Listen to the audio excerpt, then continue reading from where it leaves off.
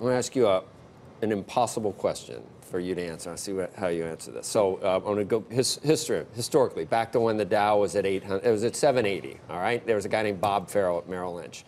He missed it from 780 to 900, the Dow, as it moved up.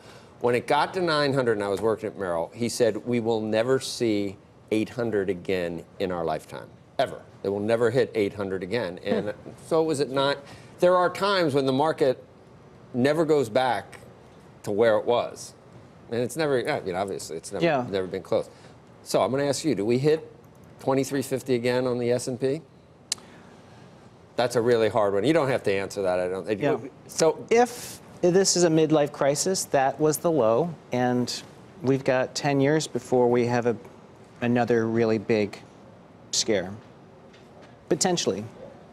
So you're saying that 10 years from now, we could go all the way back down to where... Oh, no. I think 2350... We'd have a 20% correction from something much higher. Correct. I think 2350, for a lot of reasons, is the low that people have to treat like 2009. I think what happened in last year is a lot like 2008, and this year may play out a lot like 2009. Really? That was a clearly generational low in hindsight. Yeah. You know, the number of stocks down 70% off their highs reached the highest level last year, highest in almost 11 years. I mean, it really soared last year. So we're talking about more than a 20% pullback. You were talking about a rolling correction that was working its way through the market. Yeah, that's right. And it just took so many stocks down 70% from their highs. So I think that, this year, the playbook is more like 2009. People have to be expecting the stocks to move a lot more than the fundamentals move. See, Andrew, I'll even get Andrew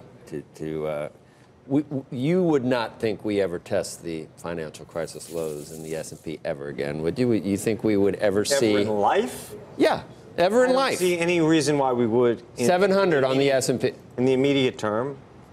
But could I see some crazy... Well, that'd be like a Holocaust or something. Yeah, no, you're asking me like... Well, I'm saying, barring an apocalyptic end of the world. I mean, I know you might think that's coming from the carbon dioxide and all, but if we don't go back to...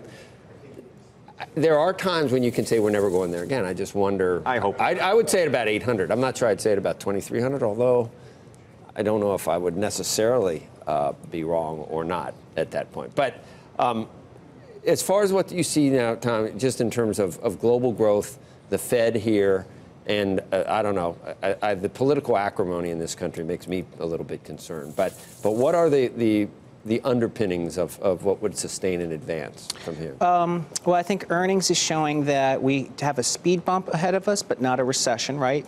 GE probably is one of the more important reports to watch, and they have positive guidance. And then last year, I think the market had a lot of concerns about the Fed, and now we've got a dovish pivot on the Fed. So I think two major concerns of markets last year are turning into tailwinds. That's going to help markets this year. But you're right. I think there's still a lot of uncertainty in Washington, and I think that keeps investors cautious, but that's what makes a wall of worry. Yeah. Where are you on the S&P earnings gain for this year? It still looks like it's going to be mid-single digits, so like let's say 169. That's still growth from 2018, and then 2020, you start lapping the tax sort of anniversary, and it starts to look more like potentially double digits. So, and as you get to mid-year, people think about next year. What is that percentage gain on the S&P number that you gave? Percentage gain on price or 2018 to 2019. Oh, on price? Yeah, on S&P. 5%? What is it? Oh, on EPS 5, but I think the market's going to be up more like 10, 15 this year. All right. Yeah. And maybe more like... Never mind. 10, 15 from here, not from where we started. Yes, that's right. Because that means then over 2 years, it's only 15% total gain.